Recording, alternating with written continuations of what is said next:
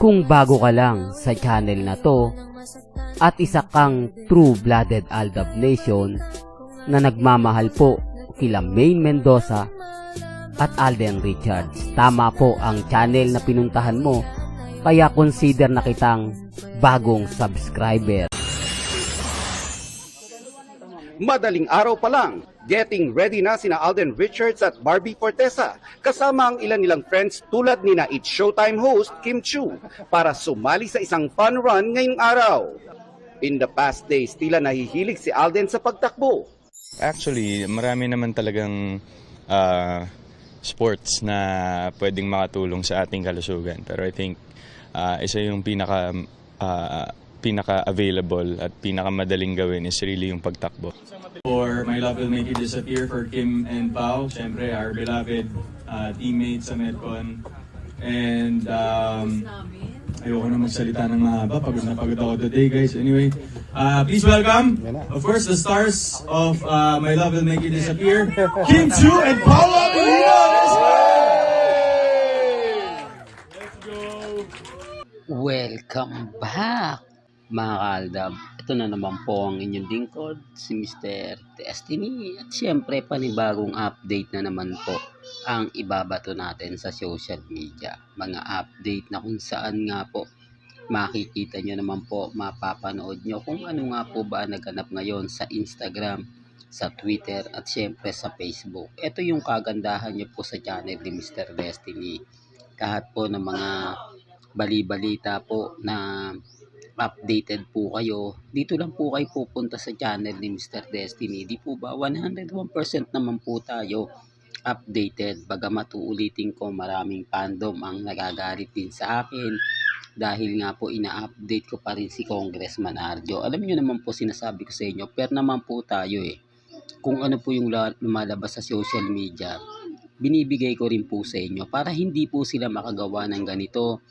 Sobrang sweet yung motorcade, pero nakikita nyo naman po, hindi po ba nahalatang ginamit lang naman po si Mengay sa pampaparami na mag-aabang. Hindi po ba na kapag nabalitaan nila, uy, nandun si May sa motorcade, siyempre titignan din po ng mga netizen. Sabi ko nga po sa inyo, hindi man nila gusto yung politiko, ang habol naman po nila doon si Mengay. Hindi po ba taliwas sa mga sinasabi ng iba? Real talk to, mga kaaldab. Sabi ko nga po sa inyo, maging kampante lang, maging matatag lang. Hindi po ba sa dami ng mga komento na binabalita ngayon, mga pahayag sa Instagram, sa Twitter, mararamdaman niyo po yung presensya. Pero hindi po ako namimilit, di po ba? Sabi ko nga po sa inyo, kung ano lang naman po yung latest, kung ano lang naman po yung trending, yun lang naman po yung hinahatid lagi ni Mr. Destiny. Di po ba? Real talk yan, mga kaaldab. Kaya sa mga magpapakalat po ng mga impormasyon, at least naliwanagan na po kayo. Nalaman nyo na yung buong istorya at buong kwento. Hindi na po kayo magtatanong pa sa iba, hindi ninyo na kailangan pang kumbaga magalit. Kasi promotion lang ang nangganap at nangyari. Hindi po ito literal na ginawa ni Mengay para lang po sa ganito ganyan. Wala pong sweet na nangyari. Wala po kayong dapat ikabahala. Yan ang isa sa rason kung bakit ko po pinapakita yon, para maging fair po tayo, para sabihin ng main fanatics na okay naman kasi ganito ganyan, di po ba? Totoo naman at least, mga kaaldab, di po ba? Yun lang naman po yung pinupunto natin. At balikan natin si Alden. Napakinggan nyo na naman po ang balita sa 24 oras. Panran na naman po ni Alden sa Nobody. Walang katapusang interview na ganyan, walang katapusang update. Pero bakit hindi nga po ma-promote ni Alden ang mga artista sa GMA Network? Bakit hindi po mabalita na merong project po si Alden sa GMA, taliwas po sa mga kumakalat sa mga website? Hindi po ba? Kasi mas maganda na ganito ganyan. Totoo pong walang project si Alden sa GMA Network. Walang teleserye, walang bagong pelikula. At yung pagiging host ni Alden, hindi pa gaano na matutuloy pa, matatagalan pa. Hindi ko alam kung bakit. Sabi nga po nila, March daw malalaman na, April na, pero wala pa rin. Di po ba? Kaya nga po maraming anggulo yung tinitignan. Maraming mga haka-haka na po yung lumalabas. Gaya nga po ngayon, mainit na mainit to ang pag-host ni Alden Richards sa black screening po ng Kim Pao. Hindi naman lingid sa inyong kaalaman na taga ABS-CBN si na Kim Pao. Pabor na pabor yan sa ABS-CBN dahil yung mga fans ni Alden, lahat yan tututok sa ABS-CBN. O baka sabihin nyo, artista po ng GMA scene, dalawa, hindi po. Si Kim Chiu po, sa Showtime lang yan. Si Paulo Abilino naman po, na mapapanood nyo po yan sa ABS-CBN. O, doon pa lang may mali na eh. Di po ba? Number 1 siloso ang GMA Network. Hindi, real talk to. Matatandaan nyo, di po ba? Kaya nga po natanggal sina Abion Abrenica, yung karelasyon ni Richard Gutierrez, pati si Richard Gutierrez, di po ba? Ganun sila kasiloso. Pero bakit kay Alden tamemi sila? Bakit kay Alden naging maamon tumpo ang GMA Network? So, hindi nga po ma-promote ni Alden ang All Out Sunday. Bakit ni-like ni Alden Richards yung mga nagagandahan at nagseseksiyang artista ng ABS-CBN? The real talk, mga kaltab. Maliban lang po talaga kay Maine. Di po ba? O.